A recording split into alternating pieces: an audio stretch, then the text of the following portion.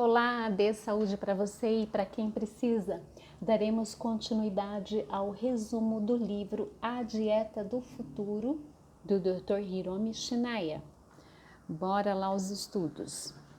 Os métodos mais usados no mundo são a pasteurização rápida de alta temperatura e a pasteurização rápida de temperatura ultra alta.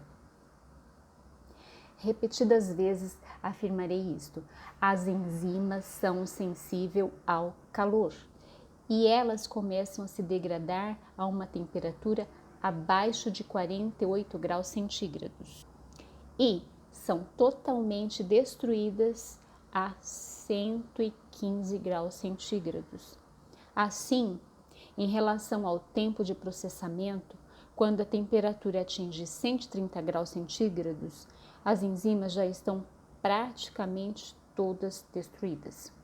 Ademais, a oxidação da gordura aumenta ainda mais em temperaturas ultras altas, que também alteram a qualidade das proteínas lácteas. As proteínas do leite se despedaçam como a gema de um ovo que foi cozido durante muito tempo. A lactoferrina, que é sensível ao calor, também se perde. Por ser homogeneizado e pasteurizado, o leite vendido nos supermercados do mundo não faz bem ao organismo. Agora vamos falar sobre o leite de vaca é basicamente para os bezerros. Vamos entender isso? Então vamos lá. Os nutrientes são encontrados no leite, são próprios para os bezerros em crescimento. O que é benéfico para o crescimento de bezerros não é necessariamente benéfico aos seres humanos. Ademais, na natureza, os únicos animais que bebem leite são os recém-nascidos. Nenhum animal bebe leite depois de adulto, exceto o Homo sapiens. É assim que a natureza age. Somente os seres humanos, de forma deliberada, pegam, oxidam e bebem o leite de outras espécies. Isso contraria a lei da natureza. No Japão e nos Estados Unidos, as crianças são estimuladas a tomar leite nas merendas escolares, porque acredita-se que ele faz bem ao organismo em crescimento por ser rico em nutrientes. Entretanto, se alguém acha que o leite de vaca e o leite humano são a mesma coisa, está redondamente enganado. O leite humano e o leite de vaca são muito semelhantes quando são levados em conta os seus nutrientes. Ambos contêm nutrientes como proteína, gordura, lactose, ferro, cálcio, fósforo, sódio, potássio e vitaminas. Entretanto, eles diferem na qualidade e na quantidade. O principal componente de proteína encontrado no leite de vaca é a caseína. Já mencionei que o sistema gastrointestinal humano tem uma dificuldade para digerir essa proteína. Além disso, o leite de vaca também contém a substância antioxidante lactoferrina, que ativa as funções do sistema imunológico. Entretanto, a porcentagem da lactoferrina encontrada no leite humano é 0,15%, enquanto no leite da vaca é 0,01%. Evidentemente, as quantidades e as proporções diferem de acordo com a espécie. E os adultos? A título de exemplo, a lactoferrina do leite de vaca é degradada pelo ácido gástrico, portanto, mesmo que o leite seja ingerido cru e sem ter recebido tratamento térmico, a degradação da lactoferrina ocorrerá no estômago. O mesmo acontece com a lactoferrina do leite humano. Um bebê humano recém-nascido consegue absorver lactoferrina do leite da mãe porque o seu estômago ainda não está totalmente desenvolvido e, por isso, a secreção de ácido gástrico é insuficiente para degradar a lactoferrina. Em outras palavras, o leite humano não é para ser consumido por adultos. O leite de vaca, mesmo fresco e cru, não é apropriado para os seres humanos, se mesmo antes de processado não faz bem ao organismo, depois de homogeneizado e pasteurizado, transforma-se em alimento prejudicial à saúde e ainda insistimos para que os nossos filhos bebam leite. Outro problema é que os seres humanos, na maioria dos grupos étnicos, carecem de quantidade suficiente de enzima lactase, que degradada a lactose. A maioria dispõe de quantidade suficiente quando é criança, mas com a idade ela diminui. A incapacidade de digerir a lactose produz sintomas como ruídos abdominais ou diarreia. A ausência total de lactose no organismo ou a presença de uma quantidade extremamente pequena caracteriza intolerância à lactose. A intolerância total à lactose é rara, mas 90% dos asiáticos, 75% dos hispânicos, índios norte-americanos e afro-americanos, bem como 60% das pessoas de cultura mediterrânea e 15% das pessoas do norte da Europa têm carência dessa enzima. A lactose é um açúcar que só existe no leite de mamíferos. O leite é apenas para recém-nascidos. Mesmo os adultos que não têm a enzima lactase, quando crianças, tinham o suficiente para suas necessidades.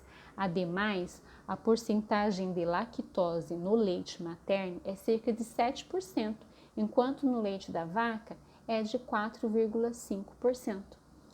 Como os bebês conseguem se alimentar do leite materno, que é rico em lactose, e quando crescem perdem a enzima digestora do leite, acredito que essa tenha sido a maneira encontrada pela natureza para dizer que o leite não é para os adultos. Às pessoas que adoram o gosto do leite, recomendo enfaticamente que restringam o consumo e que tentem beber leite não homogeneizado e pasteurizado a baixas temperaturas. Crianças e adultos que não gostam de leite nunca devem ser estimulados a tomá-lo.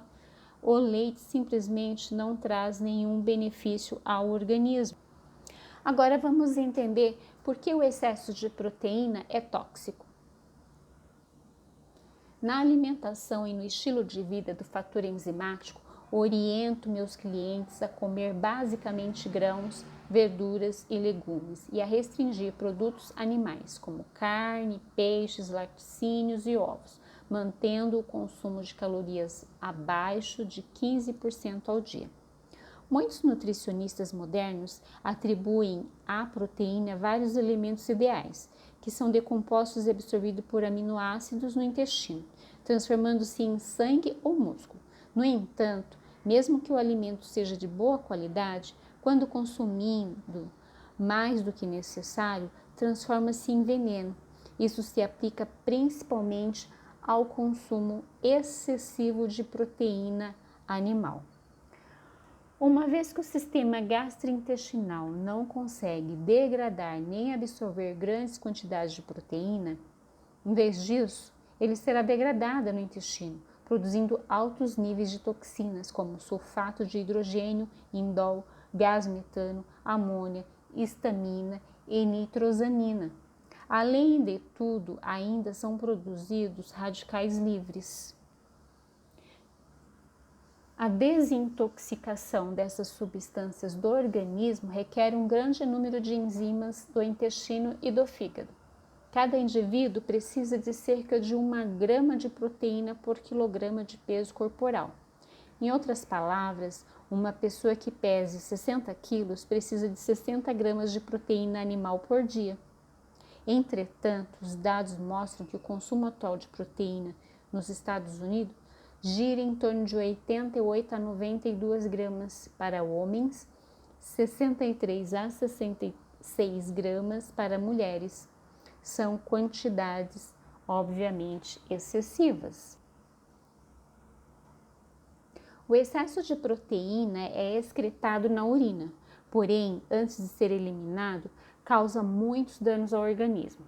Primeiro, as enzimas digestivas convertem o excesso de proteína em aminoácidos, que são decompostos no fígado antes de fluir para a corrente sanguínea. como depois desse processo o sangue torna-se mais ácido. Grandes quantidades de cálcio são retiradas dos ossos e dos dentes para neutralizar o ácido. O cálcio e o sangue oxidado são então filtrados nos rins, fazendo com que o excesso de proteína seja excretado, juntamente com uma grande quantidade de água e cálcio.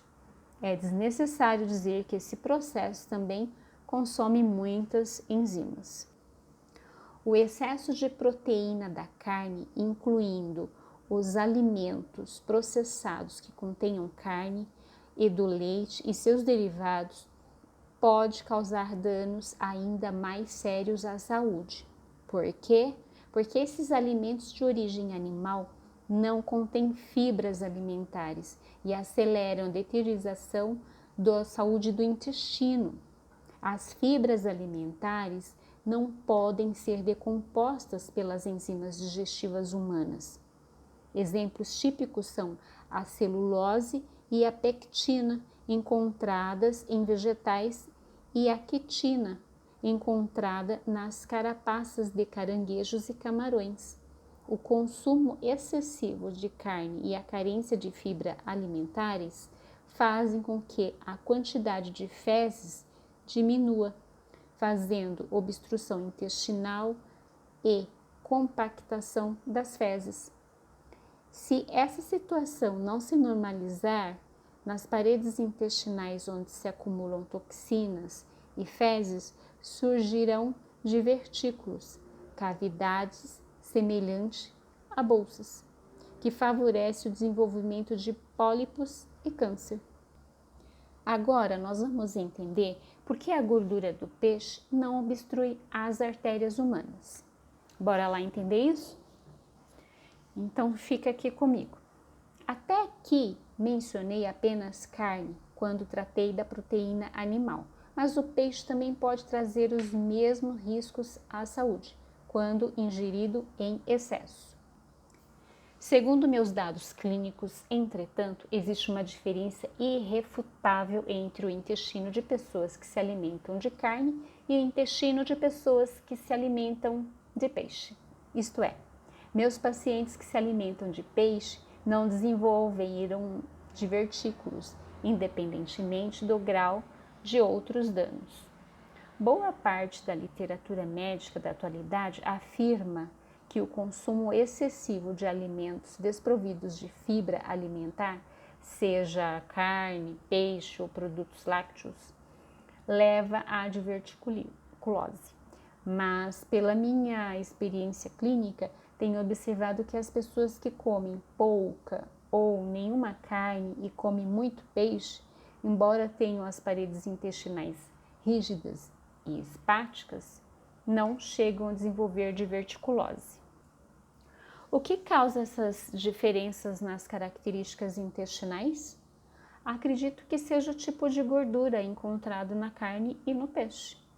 Diz-se que a diferença entre a gordura da carne e do peixe é que a carne tem ácidos graxos saturados, que causam danos ao organismo, enquanto o peixe tem ácidos graxos insaturados, que fazem bem ao organismo por causa do baixo nível de colesterol. Mas há uma maneira mais fácil de analisar esse assunto, ou seja, tomando-se o homem como padrão. A gordura de animais com temperatura corporal mais elevada do que a do corpo humano deve ser considerada ruim, e a gordura de animais com temperatura corporal mais baixa que a temperatura do corpo humano deve ser considerada boa.